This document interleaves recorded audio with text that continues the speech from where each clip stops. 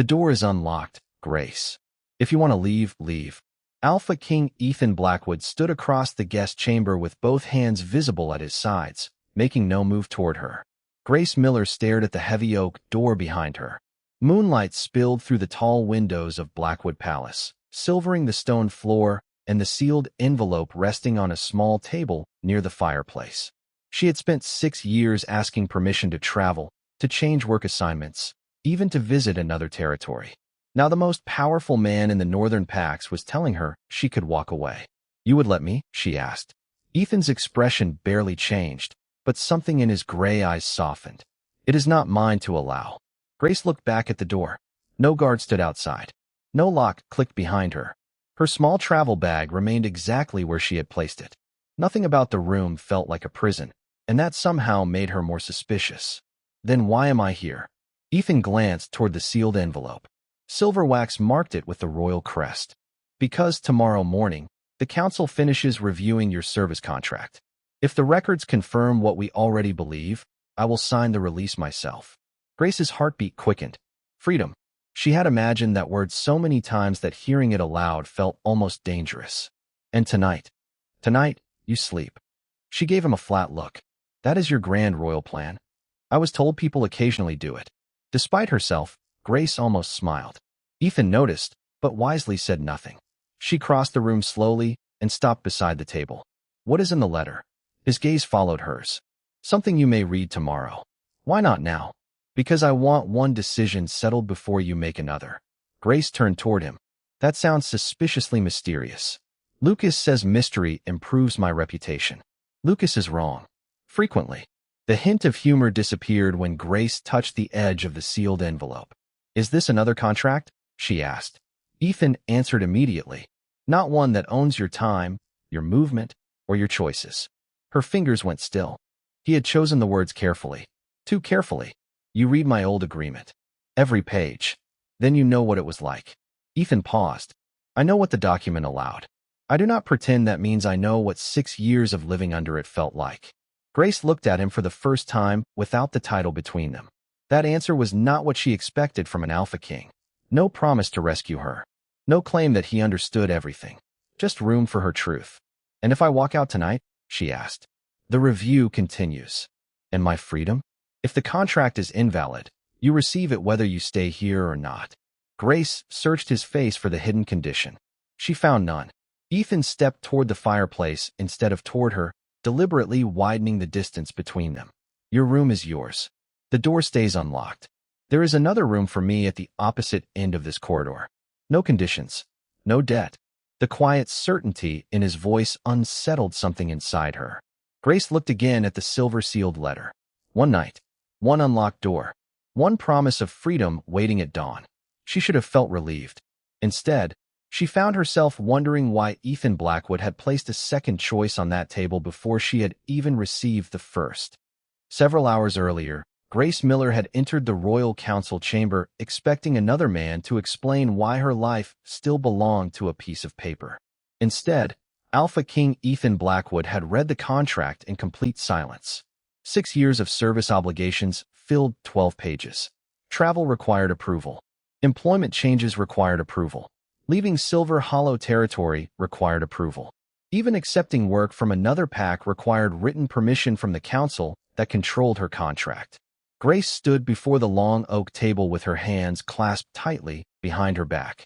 She had learned years ago that anger made powerful people stop listening. "I fulfilled every requirement," she said. "Every year. Every assignment. Every debt they claimed I owed." Ethan lifted his eyes from the final page. "I know." 3 council members sat beside him, along with Matthew Cole, the royal secretary, whose desk was surrounded by enough documents to build a small fortress. Grace kept her gaze on Ethan. "Then release me." One counselor cleared his throat. "Miss Miller, there are procedures." Grace felt the old frustration rise. Procedures had become another word for waiting. Another word for permission. "I have spent 6 years following procedures." Ethan closed the contract. The sound was quiet, but everyone stopped speaking. "What do you want?" he asked. Grace stared at him. "You read the file." "I asked what you want." No one had asked her that during the entire review. They had asked where she wished to work, which territory she preferred, what position she might accept. Every question assumed somebody else would still control the answer. Grace straightened. I do not need another owner. I need no owner. Silence settled across the chamber. One counselor shifted uncomfortably. Matthew stopped writing. Ethan did not look offended. If anything, his attention sharpened. Good, he said. Grace blinked. Good. That makes this simpler. Matthew adjusted his glasses. Technically, Your Majesty, nothing involving 6 years of archived service records is simple. Ethan glanced toward him. You enjoy ruining dramatic moments. It is listed among my responsibilities. Grace almost smiled. Almost. Matthew explained that several original signatures had to be verified before the contract could legally be voided. The final records would arrive from Silver Hollow by sunrise. Grace looked toward the tall windows. Evening was already settling over the capital. Then I will find an inn. Ethan leaned back slightly. You may. The easy answer surprised her. Or you can stay here tonight. The papers can be signed the moment the verification arrives. Grace's shoulders tightened. She had heard enough stories about powerful alphas offering favors with invisible prices attached. Ethan noticed immediately. A private guest room, he said. Separate from mine. No conditions. Lucas Reed, standing near the fireplace, glanced at Matthew. Should we stamp that on something? Matthew looked completely serious. I can prepare a form. Grace finally laughed, one short startled sound. Ethan's mouth curved faintly. Then he pushed her old contract across the table toward her. One night under my roof. At dawn, if the records confirm what I believe they will, you walk out free. Grace looked at the contract, then at the king. And what do you get? Ethan's expression became still. Nothing you do not freely choose to give. Hours later, standing beside that unlocked guest room door, Grace would remember those words. But at that moment, she had no idea they would become the first promise from a powerful man she might actually believe. Grace expected the conversation to end after Ethan offered her a room for the night. But instead Matthew Cole produced 3 fresh documents from a leather folder and placed them carefully on the council table. These are not new obligations, he said before Grace could ask. They are confirmations of what His Majesty just promised. Grace looked at Ethan. You put promises in writing? Whenever possible. Lucas Reed leaned against the fireplace. It saves arguments later. Matthew gave him a patient look. It also saves kingdoms. Grace pulled the first page closer. The language was simple. She could leave Blackwood Palace at any time. She could refuse meals, meetings, transportation, or accommodations without affecting the contract review. She owed the crown no service in return. The second page confirmed that her room would remain private. The third stated that the release decision would depend only on the legality of her old agreement, not on anything she said or did that night. Grace read every line twice. Then she looked up. You had these prepared before I arrived. Ethan nodded. I suspected the contract would not survive review. And you suspected I would not trust you. I suspected you had reasons not to trust anyone who offered help. That answer settled somewhere uncomfortable inside her because it was accurate without being cruel. Grace signed nothing. She did not need to. Matthew explained that the documents were guarantees from the crown, not agreements binding her. Lucas looked impressed. A contract that asks nothing from the person reading it. Matthew may never recover. I am trying to be brave, Matthew replied. Grace laughed again, and Ethan's expression softened almost imperceptibly. An hour later, a palace attendant showed her to the guest wing. Grace counted the turns without meaning to. 3 corridors. 1 staircase. A long gallery overlooking the courtyard. Old habits. She always wanted to know where the exits were. When the attendant opened her room, Grace stopped. It was comfortable, but not extravagant. A fire burned low in the hearth. Fresh water stood beside the bed. Her travel bag had already been delivered. More importantly, there was no guard outside. Ethan arrived several minutes later, but remained in the hallway. Is the room acceptable? It has too many pillows. He glanced past her. That may be a royal emergency. I will survive. His mouth curved. Grace rested one hand on the door. Why are you still here? Dinner. Her suspicion returned immediately. Ethan noticed. A meal, Grace. Nothing more. In the royal dining hall? Actually, I was hoping to avoid it. That surprised her. Why? Because 40-foot ceilings make soup unnecessarily formal. Grace stared at him, then laughed before she could stop herself. Ethan continued. There is a smaller dining room downstairs. You may join me if you want. Or food can be brought here. Or you can ignore dinner entirely, though Matthew will probably create a nutritional form. From somewhere down the corridor, Matthew called. I heard that. Grace smiled despite herself. Small dining room. Ethan nodded once. 7 o'clock. He turned to leave. Ethan. He stopped. It was the first time she had used his name. She had not planned to. If I change my mind. He looked back at her. About dinner? About staying. His answer came without hesitation. Then you leave. Grace tightened her fingers around the edge of the door. And tomorrow? If the contract is invalid, your freedom is still yours. He walked away before she could search his expression for another condition. Grace closed the door, then opened it again almost immediately. The hallway remained empty. No guard appeared. No one questioned her. For 6 years, every open door had eventually led to another permission she needed. Tonight, for the first time, one simply stayed open. At 7 o'clock, Grace entered the smaller dining room expecting something formal enough to make her regret agreeing. Instead, she found Ethan standing beside a round wooden table set for two, with no crown, no counsel, and no 40-foot ceiling. The room was warm rather than grand. A fire burned behind an iron screen. Rain tapped softly against the tall windows. Dinner smelled like roasted chicken, potatoes, rosemary, and fresh bread. Grace stopped in the doorway. This is less terrifying than I expected. Ethan pulled out a chair for her, then immediately stepped back instead of waiting for her to take it. I asked the kitchen to avoid anything that required 6 forks. A wise constitutional reform. I thought so. She sat. Ethan took the chair across from her, leaving enough space that the meal felt like a conversation rather than an audience. For the first few minutes, they talked about harmless things. The weather, the road from Silver Hollow, which palace hallway was most likely designed by someone who hated visitors.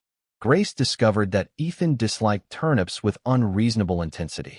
Ethan discovered that Grace had once repaired a leaking roof because the pack maintenance crew told her the request would take 3 weeks. You climbed onto a roof yourself? He asked. It was raining inside. That does not answer my question. It explains it. He shook his head, but he was smiling. Grace realized she had stopped watching the door. That unsettled her more than she wanted to admit. She took a sip of water. Can I ask you something? You can ask anything. If you were not Alpha King, what would you do? Ethan looked genuinely surprised. No one asks me that. Then you have very unimaginative company. He considered the question for several seconds. I would sleep past 8 o'clock. Grace stared at him. That is your grand dream. I have others.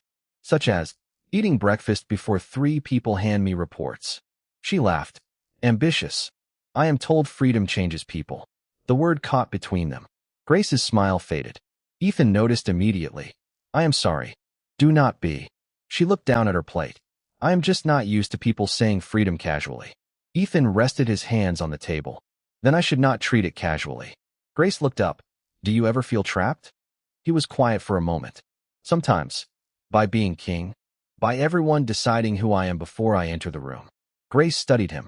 That is not the same as needing permission to leave a territory. No. His answer came without defensiveness. It is not. She appreciated that more than agreement would have impressed her.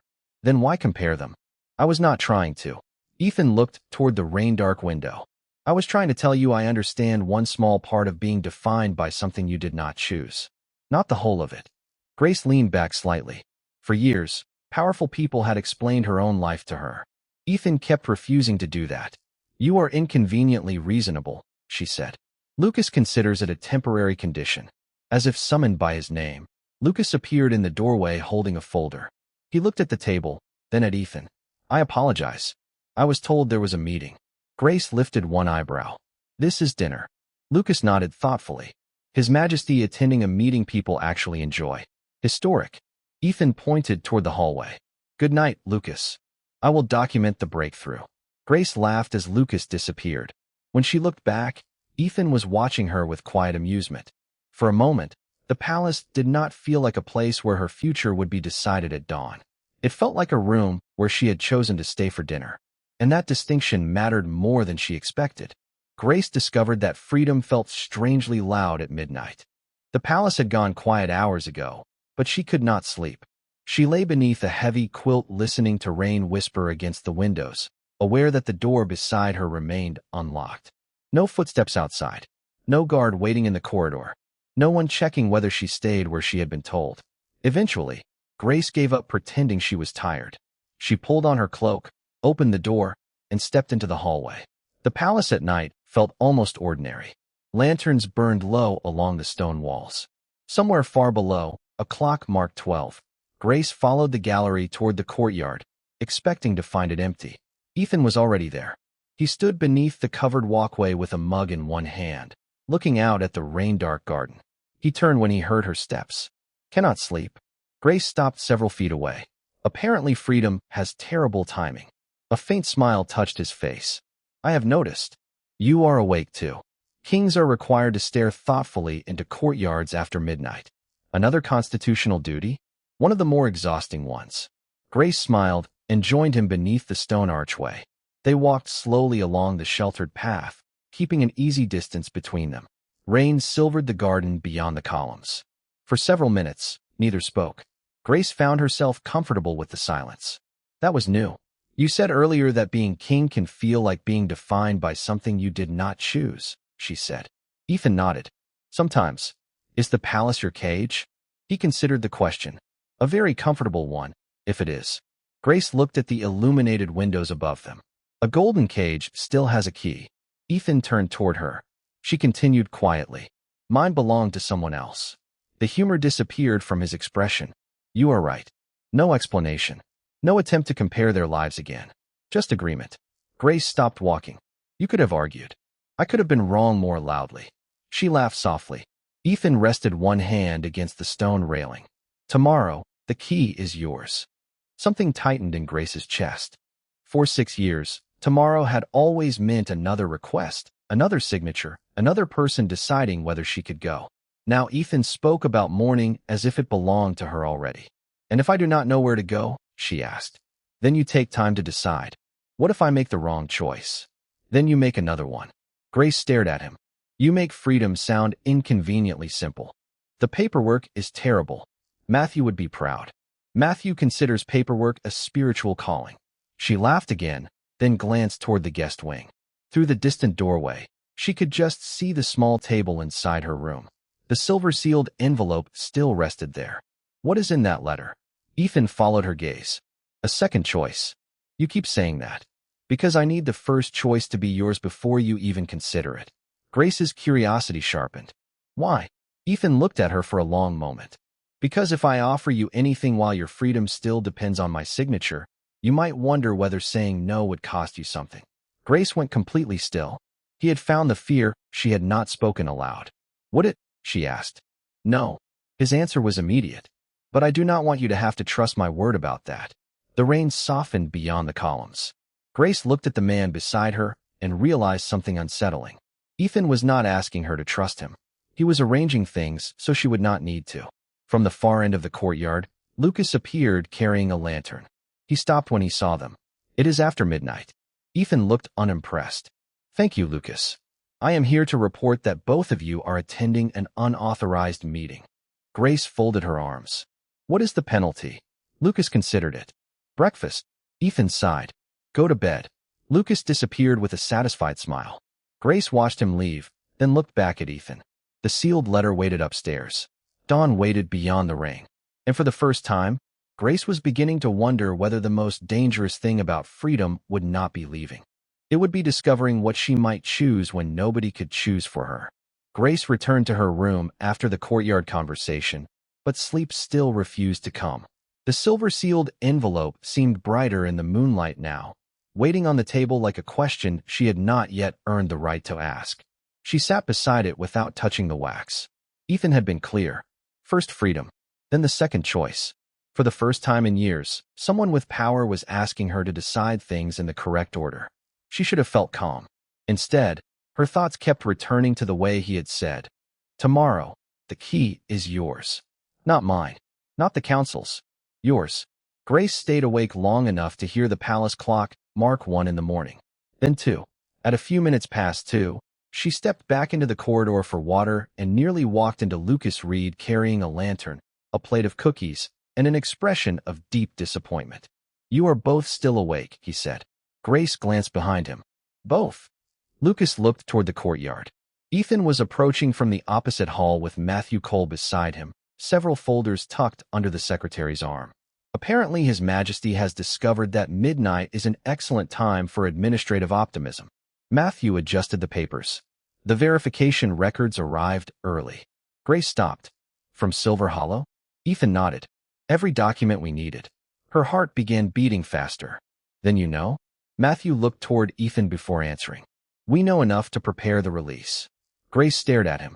6 years narrowed into one sentence. Ethan studied her face carefully. We can finish now if you want. She looked toward the dark windows. Dawn was still several hours away. I thought you said morning. I said the review would be complete by morning. I did not say you had to wait if it finished sooner. Something inside Grace shifted. She followed them into a small study near the council wing. Matthew spread the verified records across the table and explained each finding slowly. The old contract had been extended beyond its original term without proper independent consent. Several restrictions had remained in place after the service debt had already been satisfied. Under royal law, the agreement could be voided immediately. Grace listened to every word. Ethan did not interrupt. He did not stand over her shoulder. He sat across the room and let Matthew explain the law directly to her. When the last page was finished, Matthew placed a clean release document on the table. This will be ready for His Majesty's signature at dawn, he said. Grace looked at Ethan. Why not sign it now? Ethan's expression softened. Because there is one thing I want you to have before I do. Grace frowned. He reached into his coat and placed a small brass key on the table. The outer palace gate. She stared at it. Why? Because I told you the door was unlocked. I meant all of them. Grace picked up the key slowly. So I can leave before you sign anything? Yes. And come back. If you choose. Lucas leaned toward Matthew. I believe the king is attempting symbolism. Matthew nodded gravely. Unusually effective symbolism. Grace laughed under her breath, but emotion tightened her throat. Ethan looked toward the sealed envelope she had carried with her from the guest room. That letter stays closed until after the release. Still, especially now. Grace turned the brass key over in her palm. You really do not trust yourself to ask me anything before I am free. Ethan shook his head. This is not about trusting myself. His voice grew quieter. It is about making sure you never have to wonder whether your answer belonged to you. Grace looked at him for a long moment. Then she closed her fingers around the key. Outside, the rain had stopped. Somewhere beyond the palace walls, the eastern sky was beginning to lighten. And the envelope beside her suddenly felt less like a mystery than a test Ethan had designed for himself. By the time the first pale line of dawn appeared beyond Blackwood Palace, Grace was standing in the council chamber with the brass gate, key still warm inside her palm. Matthew Cole placed the final release document on the long oak table and checked every line one last time. Ethan stood on the opposite side, not beside her, not behind her, giving the moment room to belong entirely to her. Grace looked at the page. 6 years reduced to a few paragraphs. 6 years of asking permission to travel, work, leave, return, choose. Matthew cleared his throat softly. Everything is verified. Ethan picked up the pen. Grace watched his hand move across the page. One signature. That was all. No ceremony. No speech. No price. He set the pen down and turned the document toward her. Grace Miller, your former service contract is void. She stared at him. Ethan's voice softened. You are free. The words reached her slowly. She had imagined this moment hundreds of times. In some versions she cried. In others she laughed. Sometimes she walked through the nearest gate without looking back. Instead, Grace simply touched the paper with 2 fingers as if she needed proof that it was real. That is it, she whispered. Matthew looked mildly offended. There were approximately 14 hours of paperwork. Lucas, leaning against the window, nodded. He would appreciate gratitude. Grace laughed, and the sound broke something open inside her. Her eyes filled anyway. Ethan did not move closer. He waited. That mattered. Grace picked up the release document and held it against her chest.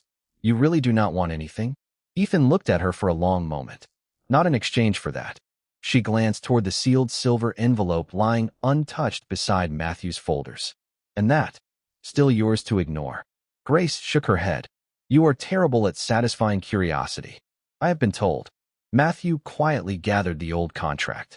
Grace watched him place it into an archive folder marked void. The simple word felt almost impossible. Lucas opened the council chamber doors. Beyond them, the palace corridor glowed with early morning light. No guard waited. No counselor blocked her path. Ethan walked with grace as far as the front entrance, then stopped beneath the stone archway. The outer gates stood open. Beyond them stretched the road toward the capital, wet from the night's rain and shining gold beneath the sunrise. Grace stepped through the gates. One step, then another. Nobody called her back. She reached the road and stopped. Ethan remained where she had left him. He had not followed. The distance between them was perhaps 30 feet, but it felt like an entire lifetime. Grace looked down at the release paper in her hands.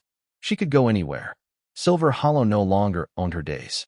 Blackwood Palace did not own her future. Even Ethan Blackwood, who could command entire territories, had refused to claim a single choice from her.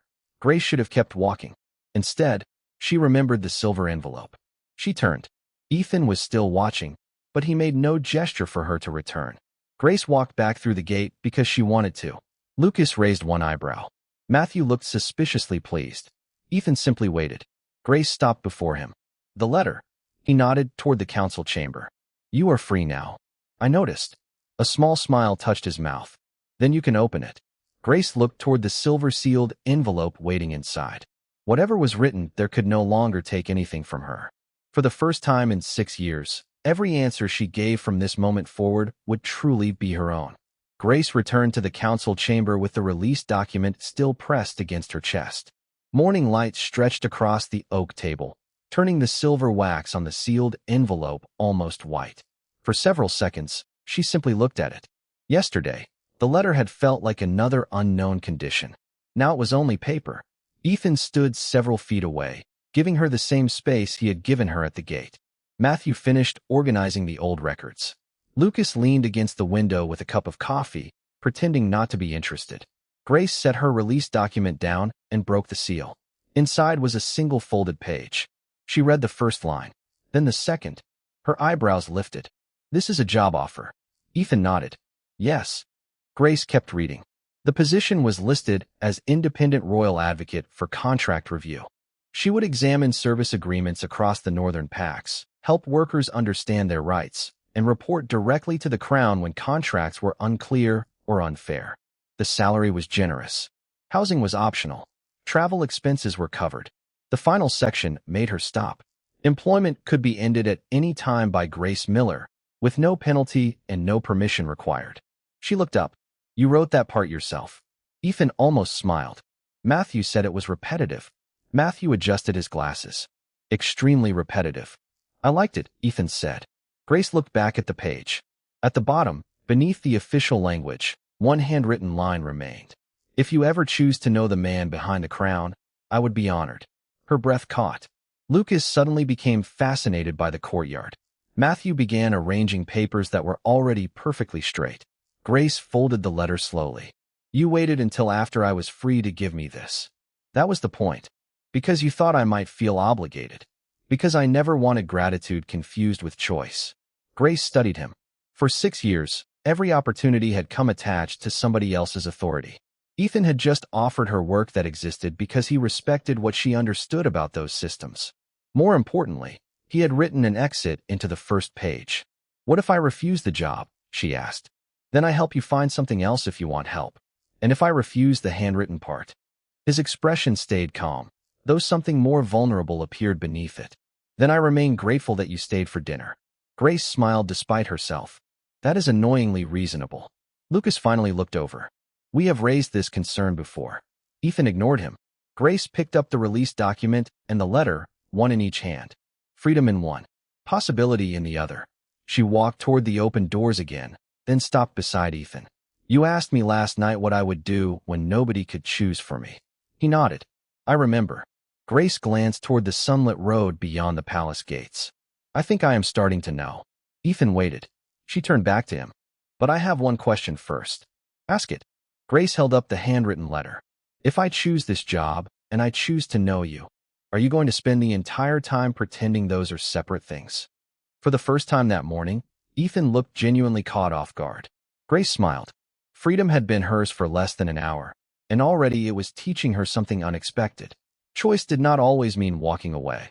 For several seconds, Ethan said nothing. Grace watched the surprise cross his face, brief and almost boyish beneath the calm authority he usually carried. Then he looked at the handwritten letter in her hand. I was trying very hard to keep them separate. I noticed. Was I doing badly? Terribly. Lucas made a thoughtful sound from the window. Finally, an honest performance review. Ethan gave him a look. Grace laughed, and the last of the tension inside her loosened.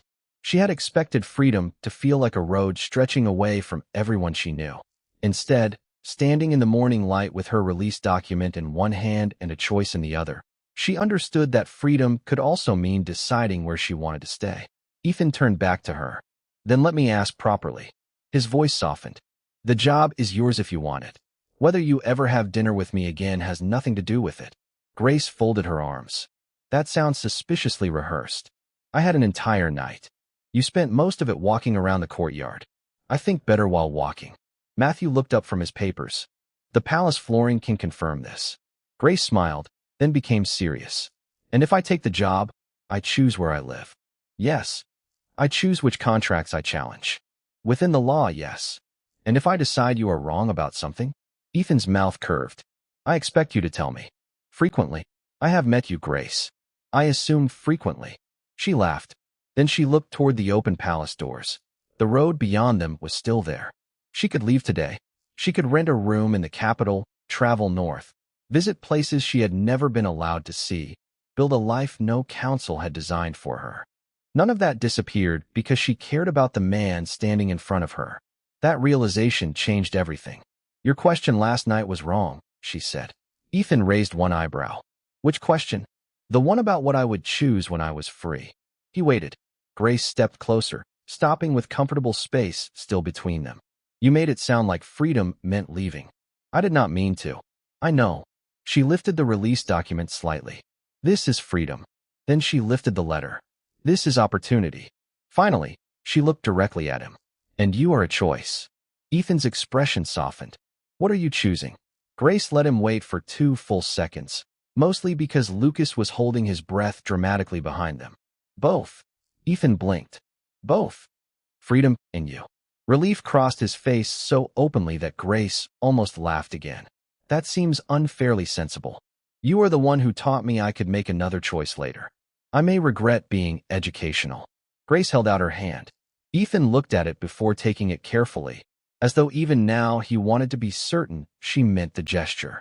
The moment their palms met, a quiet warmth moved through Grace, deeper than ordinary touch but gentle enough that she could have stepped away. She did not. Something inside her wolf stirred with calm recognition. Ethan felt it too. His eyes widened slightly. Neither spoke the word mate. Neither needed to. Not yet. Lucas exhaled loudly. Wonderful. The kingdom survived. Matthew returned to his papers. There will be additional forms. Lucas stared at him. Romance requires forms. Everything requires forms. Grace laughed, still holding Ethan's hand. Outside, the gates remained open. That mattered most. She could walk through them whenever she wanted. She could return whenever she chose. Love had not replaced her freedom. It had become possible because freedom came first.